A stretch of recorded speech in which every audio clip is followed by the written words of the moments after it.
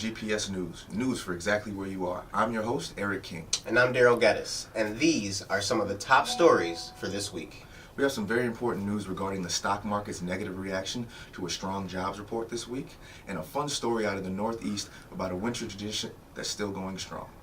And as always, we have some helpful advice for you in our Health Minute, a quick peek into what's trending around the world as far as social media is concerned, and we'll wrap everything up with a special Super Bowl edition of This Week in History.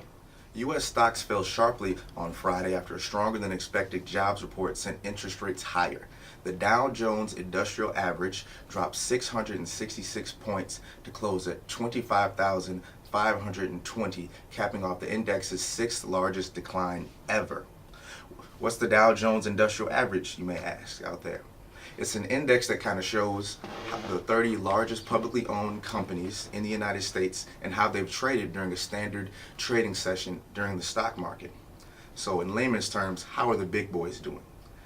So that's the index we're talking about, and it posted its worst day since June 2016. But you may say, how can a stronger than normal jobs report make investors nervous? Isn't that a good thing?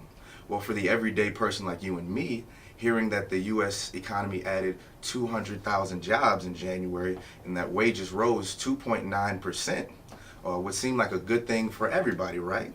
Again, looks can be deceiving because not necessarily.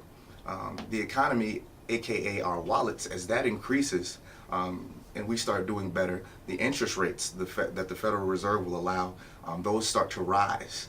And even a rise, a small percentage point in interest rates when you're dealing with trillions of dollars, that spells out bad news for big time investors and people that are looking down the road in case there was a recession. That really puts them in a bind, even though it seems like it's good for us. Now, what does it mean for you and me? It means that what's good for the goose isn't necessarily good for the gander.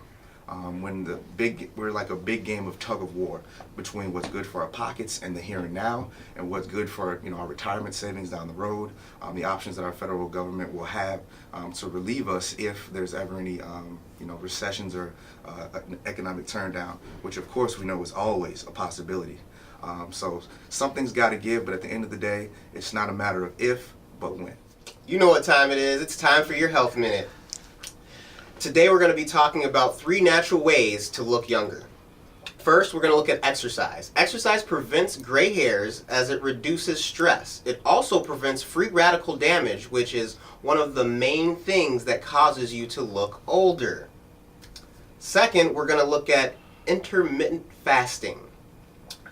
This actually naturally increases your HGH, otherwise known as human growth hormone, which amps up the production of collagen for younger looking skin.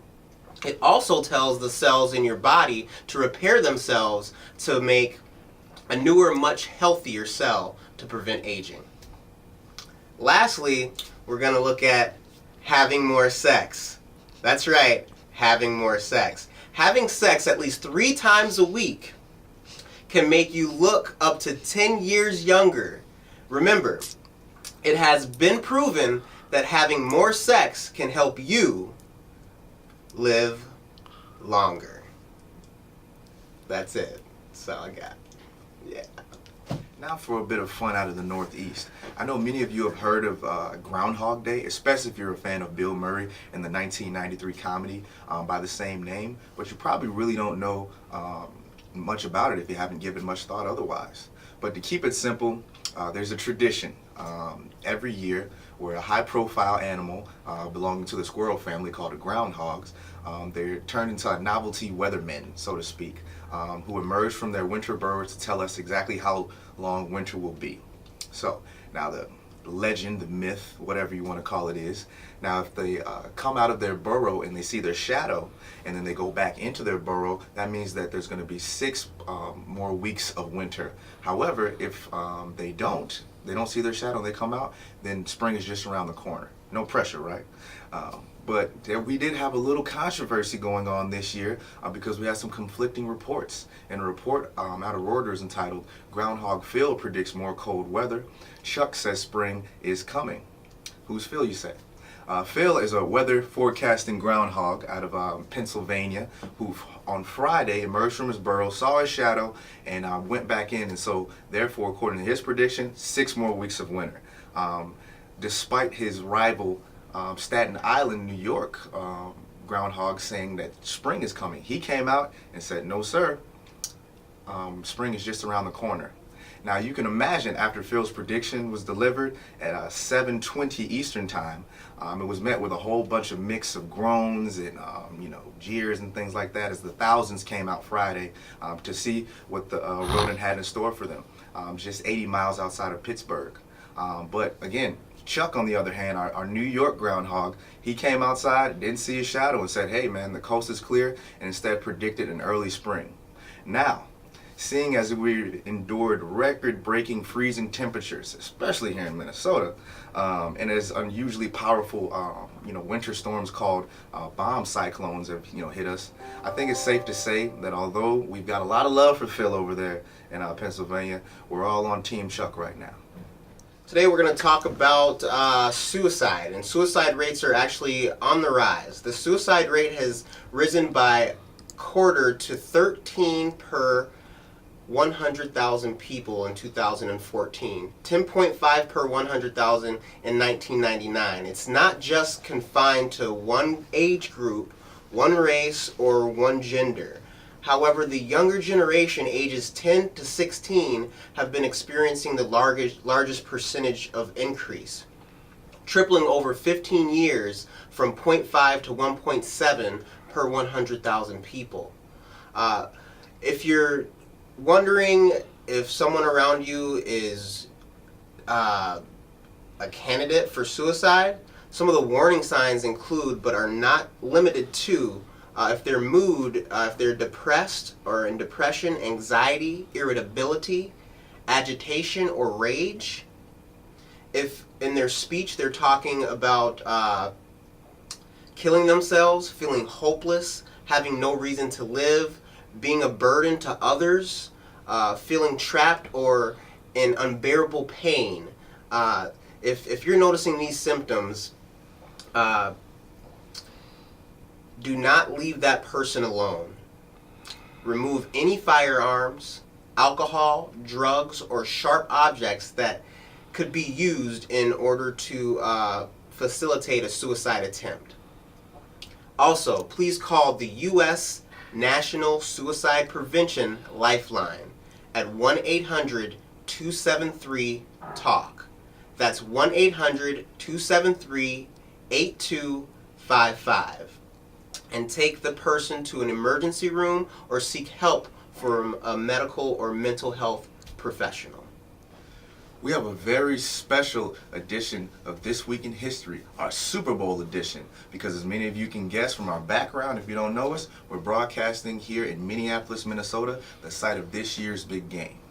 30 years ago, this week, on January 31st, 1988, in San Diego, California, Doug Williams of the Washington Redskins became the first African-American quarterback to play in a Super Bowl, scoring 4 of Washington's 5 touchdowns in an upset 42-10 victory over John Elway's Denver Broncos in Super Bowl 22.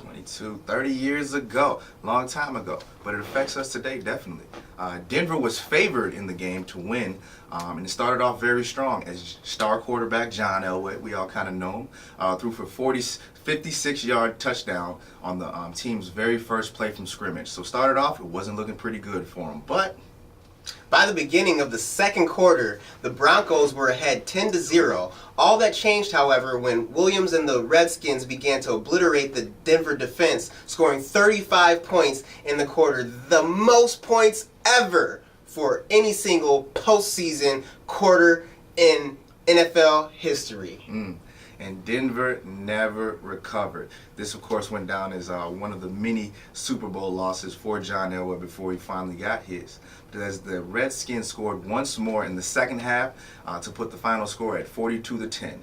Though he downplayed the race issue of his legacy after the game, telling ABC's Keith Jackson in the post-game interview that he didn't come to the Washington Redskins as a black quarterback. He just came as a quarterback. Williams made history in more than one way on that day for Super Bowl 22. His 4 touchdowns in the first half tied the Super Bowl record for most touchdowns thrown in an entire game. Also, in the first half, he passed for 306 yards, just 25 short of the Super Bowl record for the entire game.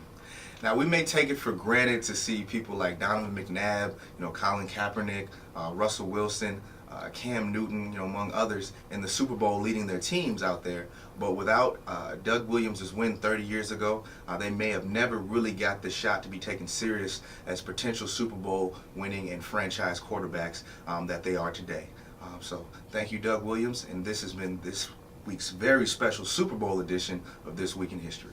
It's about that time again, everyone's favorite time of the day, the word of the day. Yeah. And the word of the day is? Moxie. What does moxie mean, you might be asking? Right. Moxie means, it's an adjective, and it means courage, nerve, or determination. The moxie, the nerve, the gall of people sometimes. No, but you got to have a little bit of moxie to get anything done. You got to have some determination. You got to have some nerve to keep whatever you're doing going, So from all of us here at GPS News, we thank you for tuning in again this week with us. And as always, let your heart not be troubled. Neither let it be afraid.